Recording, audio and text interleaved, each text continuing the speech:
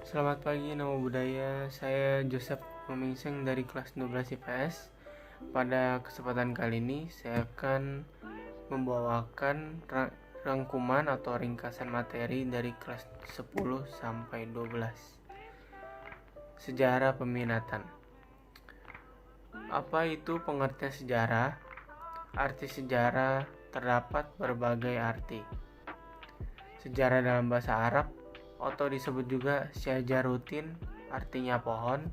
Menurut bahasa Arab, sejarah sama artinya dengan sebuah pohon yang terus berkembang dari tingkat yang sangat sederhana ke tingkat yang lebih kompleks. Sejarah dalam bahasa Inggris atau disebut dengan history, artinya masa lampau umat manusia.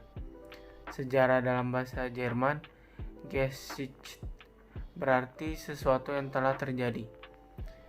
Dari pernyataan di atas, dapat disimpulkan sejarah merupakan suatu ilmu pengetahuan yang mempelajari segala peristiwa atau kejadian yang terjadi pada masa lampau dalam kehidupan manusia. Terdapat berbagai ciri sejarah. Yang pertama, merupakan peristiwa yang abadi, karena tidak dapat berubah-ubah dan tetap dikenang sepanjang masa. Kedua, merupakan peristiwa yang unik, karena terjadi hanya satu kali dan tidak dapat terulang persis sama untuk kedua kalinya. Yang ketiga, merupakan peristiwa yang penting dan dijadikan momentum, karena mempunyai arti dalam menentukan kehidupan orang yang banyak. Terdapat jenis-jenis sejarah. Yang pertama yaitu sejarah lokal, sejarah nasional, sejarah dunia, sejarah geografi. Terdapat juga manfaat belajar sejarah, yaitu rekreatif, artinya dengan membaca, mempelajari sejarah, kita seolah-olah dibawa berpetualang, menembus dimensi ruang dan waktu. Inspiratif, dalam hal ini suatu karya sejarah dapat memberikan inspirasi kepada para pembacanya atau yang mempelajarinya. Yang ketiga, instruktif, bermaksud memberikan pelajaran mengenai suatu keterampilan atau pengetahuan. Pengajaran tertentu, misalnya pengetahuan tentang taktik perang. Yang keempat, edukatif, berguna untuk mendapatkan kearifan dari masa lampau untuk melangkah ke masa depan. Menurut Trevelyan, belajar sejarah mempunyai 3 kegunaan, antara lain: 1. Ilmiah, yaitu berupa pengumpulan fakta dan penyaringan bukti.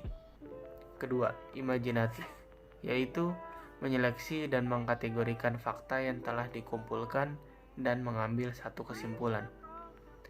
Ketiga, sastra, yaitu penyajian hasil ilmu dan daya angan dalam bentuk yang menarik.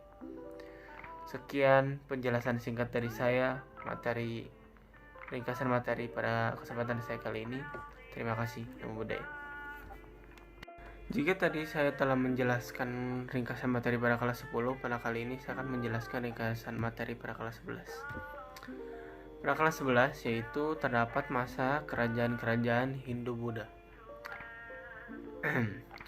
Terdapat berbagai cara proses masuk dan menyebarnya agama Hindu-Buddha di Indonesia. Yang pertama, hipotesis kesatria. Agama Hindu-Buddha masuk ke Indonesia dibawa oleh para kesatria atau prajurit. Kedua, hipotesis Waisya. Masuk ke Indonesia dibawa oleh para pedagang. Ketiga, hipotesis Brahmana. Diundang oleh penguasa raja Indonesia untuk menyebarkan Hindu-Buddha. Hipotesis Sudra. Oleh golongan Sudra yang dibuang ke Indonesia. Pengaruh agama Hindu-Buddha dalam kehidupan masyarakat Indonesia. Sebagai animisme dan dinamisme dengan Hindu-Buddha. Contohnya, candi yang India berfungsi sebagai tempat pemujaan, di Indonesia sebagai tempat bertemunya rakyat dengan roh nenek moyangnya. Dan jika di bangunan bentuk punden berundak dan menhir dengan candi Buddha di India yang berbentuk setengah bola tertelungkup. Terdapat juga kerajaan-kerajaan Hindu-Buddha di Indonesia, yaitu salah satunya Kerajaan Kutai, Kerajaan Tarumanegara, Kerajaan Sriwijaya, Kerajaan Mataram, Kerajaan Mataram Jawa Timur, Kerajaan Kediri, Kerajaan Singasari, Kerajaan Majapahit, dan itu kerajaan-kerajaannya. Sekian dari penjelasan saya ringkasan materi kelas 11 ini. Terima kasih. Namo Buddhaya. Jika tadi saya berkesempatan untuk menjelaskan ringkasan materi kelas 10 dan kelas 11, pada kali ini saya akan menjelaskan ringkasan materi saya pada kelas 12, yaitu Indonesia pada masa Orde Baru. Latar belakang lahirnya Orde Baru: pada tanggal 11 Maret 1966, di Istana Negara diadakan sidang kabinet Dwi Kora yang telah disempurnakan, yang dipimpin oleh Presiden Soekarno dengan tujuan untuk mencari jalan keluar terbaik agar dapat menyelesaikan krisis yang memuncak secara bijak. Tindak lanjut Super Semar. Sebagai tindak lanjut keluarnya surat perintah 11 Maret 1966, Letnan Jenderal Soeharto sebagai pengemban Super Semar segera mengambil tindak untuk menata kembali kehidupan bermasyarakat, berbangsa, dan bernegara sesuai dengan Pancasila dan Undang-Undang Dasar 1945. Dan juga terdapat kebijakan pemerintahan Orde Baru, yaitu kebijakan politik dan kebijakan ekonomi.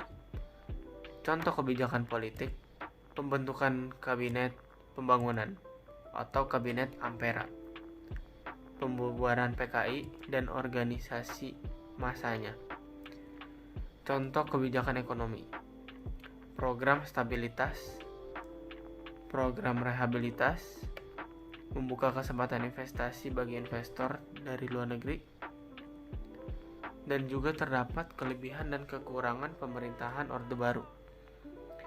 Kelebihan dari pemerintahan Orde Baru yaitu sukses transmigrasi, sukses KB, sukses memerangi buta huruf, sukses swasembada pangan, sukses repelita.